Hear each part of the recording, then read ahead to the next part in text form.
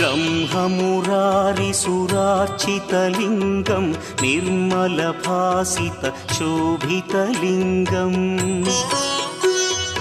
जन्मजदुःखविनाशकलिङ्गं तत्प्रणमामि सदा शिवलिङ्गम्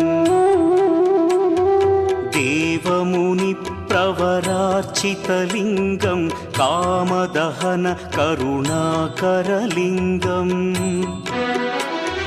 रावणदर्पविनाशकलिङ्गं तत्प्रणमामि सदा शिवलिङ्गम्